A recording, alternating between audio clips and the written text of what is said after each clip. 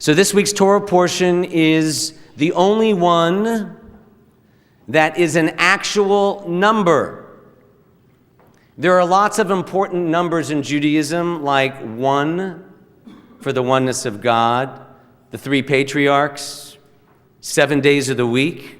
But believe it or not, the number, which covers the book of Leviticus chapters 9 through 11, if you read the original Hebrew in the Bible, focuses on Shmini, the number 8, made popular in modern times by Adam Sandler and the 8 Crazy Nights of Hanukkah. But in all seriousness, the 8th day holds great significance for Aaron and our ancestors, the priests, who conducted the rituals on the Shmini, the 8th and final day of the ceremonies. These rituals celebrate, believe it or not, the entry of God's presence, God's glory, into the origin of where you're sitting, the origin of any chapel or sanctuary. The 8th day was when God's glory entered the newly consecrated tabernacle. Many of you may be thinking, number 8, the day when Jewish boys entered the covenant of Brit Milah, ritual circumcision.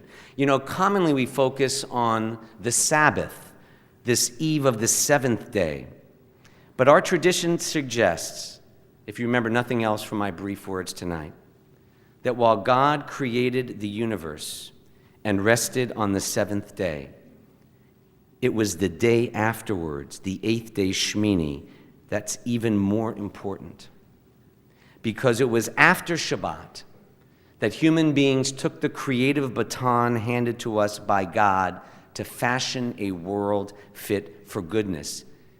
And this isn't Greenstein. Let me go to the Talmud. It states in Megillah 10b, God's joy was so great, it says in the Talmud, on the 8th day, it was equaled only by the joy God experienced on the 1st day. And why was that so? Because it was on the 8th day that God shept nachas, beamed with pride at witnessing the divine potential of every man, woman, and child.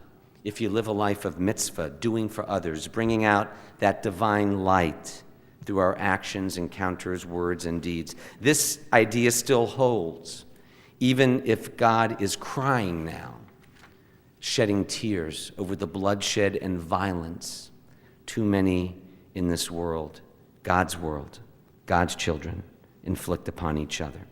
And God sheps nachas when we help each other not only celebrate the simchas, the happy times, but survive the sorrows of life. In studying this week's Torah portion with my daughter Julia, we had to talk about what really happens in it. Aaron, the one who celebrates with his sons on the 8th day, loses 2 of his boys. They die. Julia will be discussing loss as part of her own interpretation tomorrow morning. So I'm just going to add one brief thing Julia didn't write. It's a question the rabbis ask.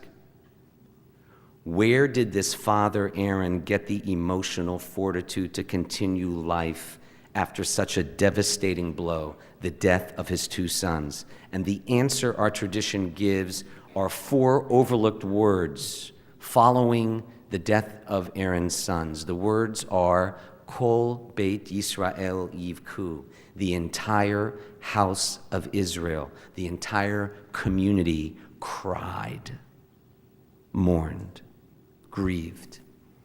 This is very significant, for as the early rabbinic sages taught, Tzurat Rabim Chatzi Nechama, which means when you share pain with a friend or a community, it's half a comfort.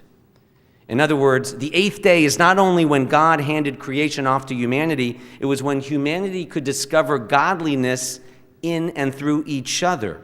One of Judaism's greatest gifts is this concept of community, the mitzvah of comforting mourners, nichum avelim. The way we'll end this service, saying Kaddish in the midst of a community, was a brilliant stroke on the part of our Jewish ancestors to remind us that we don't have to be alone in our grief or joy, that we have a loving and caring congregational family surrounding us, ready to help and teach and guide us and just be with us through all the stages and experiences of life.